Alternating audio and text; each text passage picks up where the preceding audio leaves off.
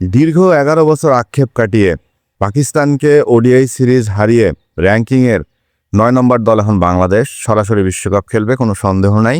কিন্তু পাকিস্তানকে যেভাবে হারাইছে বাংলাদেশ, এর থেকে আরও সোজাভাবে হারানো যেত না, কারণ 85 রানে 5টা উইকেট চলে গেছে। এরপর তো সবাই ধরে নিচ্ছে বাংলাদেশ অনায়াসে ম্যাচটা জিতবে। কিন্তু সালমান আলী আগার সাদ অভিষেক ম্যাচে খুব ভালো খেলছে, ব্যাটসম্যানরা খুবই ভালো ব্যাটিং করছে। সেই ব্যাটিংয়ের প্রশংসা আপনাদের করতেই হবে। যেখানে বাংলাদেশের ব্যাটাররা এত সুন্দর শুভ সূচনা পাইছে যে প্রথম উইকেট জুটি বা ওপেনিং পার্টনারশিপে 100+ রান, আমাদের তামিমের উড়ন্ত একটা সেঞ্চুরি ছিল, জীবনের প্রথম সেঞ্চুরি। ব্যাটসরা 50 করতে করতে আউট হতে হতে ভালো একটা সেঞ্চুরি দেখা পাইছে।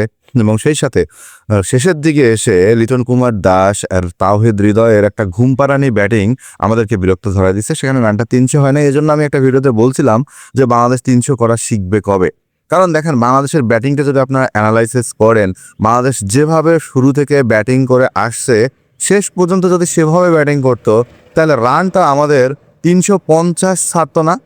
আমিও আজকে বাংলাদেশের উদাহরণ না দিয়ে বাংলাদেশের জায়গায় যদি ইন্ডিয়া থাকতো এবং ওই রানটা হইতো, বা পাকিস্তানের যারা আছে বা পাকিস্তানি ব্যাটাররাই যদি ওই রানটা পাইতো, তাহলে কোথায় গিয়ে রানের টার্গেটটা ঠেকতো। যাই হোক, বাংলাদেশ 20টা রান কম করে যখন টার্গেটটা ছুড়ে দিল, ঠিক তখন তাসকিন আহমেদ যেন জেগে আসলো, মুস্তাফিজ যেন জেগে গেল, রানা যেন জেগে গেল। বাংলাদেশের যে পেস অ্যাটাক, এখন বিশ্বের সেরা পেস অ্যাটাক, সেটা যেন আবারও প্রমাণ হওয়ার দ্বার প্রান্তে রইল। 85 রানে পটপট করে 5টা উইকেট চলে গেল। কিন্তু এই 85 রানে 5টা উইকেট যাওয়ার পর আমাদের স্পিনাররা যেন খেয়ে হারালো। মেহেদী হাসান মিরাজ অতটা ভালো বল করেনি। বিশেষ করে রিশাদ আহমেদের কথা যদি আপনারা বলেন, শেষ ওভার ব্যতীত রিশাদের 6টা ওভার আমাদের এমনভাবে ভয় ধরিয়েছে, আমরা তো ম্যাচের আশাটাই ছেড়ে দিয়েছিলাম শেষ মুহূর্তে। তবে সবচেয়ে ইন্টারেস্টিং ব্যাপার ছিল মুস্তাফিজের ওই ওভারটাতে, যখন 13 রান নিয়ে পঞ্চম ওভার বলে মুস্তাফিজ আঘাত পেয়ে শুয়ে পড়লো। একটা বল, পাকিস্তান কিন্তু খুব খুশি হয়ে গেছিল, তো একটা বল যদি আমরা অন্য কোনো বলার পাই, সেই বলটা যদি 6 হিট করে দিতে পারি, তাহলে ম্যাচ কিন্তু বের হয়ে আসবে। কিন্তু মুস্তাফিজ পায়ে আঘাত নিয়েও শেষ বলটা করে উইকেটটা দিয়ে বাংলাদেশকে আবার ম্যাচে ফেরাইছে। এবং শেষ ওভার যখন রিশাদকে দেওয়া হয়েছে, ঠিক তখনও কিন্তু আমরা ভয়ে ছিলাম, কারণ রিশাদের যে অবস্থা, সে অবস্থা থেকে আমরা বের হয়ে আসতে পারবো কি পারবো না। এরপর রিশাদ হোসেন যখন আবার ক্যাচটা ছেড়ে দিল, তখন আরও ভয় জেগে গেল, ম্যাচ মনে হয় হাত থেকে রিশাদ ফসকেই দিল।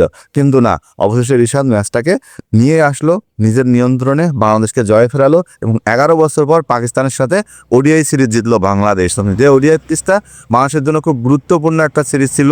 এই সিরিজটা জয়ের পর বাংলাদেশ র্যাঙ্কিংয়ে 9 চলে আসছে। যদি নিউজিল্যান্ডের সাথে পরবর্তীতে যে ওয়ানডে সিরিজটা আছে, সেখানেও যদি এই জয়ের ধারাটা বজায় রাখে, তাহলে সরাসরি বিশ্বকাপে বাংলাদেশের খেলার আর কোনো বাধা থাকবে না।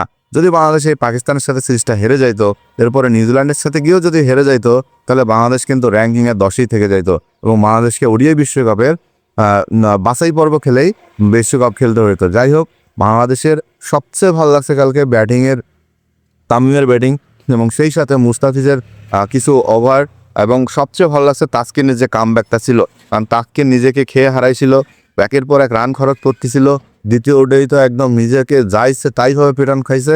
সব মিলায় বাংলাদেশের বোলিং লাইন আপ যে এখন ফার্স্ট ক্লাস চলে গেছে, যে first class bowling line up বাংলাদেশের, বিশ্বের যে দলে বাংলাদেশের সাথে খেলবে তাদের বোলারদেরকে গুনে আসতে হবে, এমনটাই মনে করছে পাকিস্তানের ধারাভাষ্যকার রমিজ রাজা।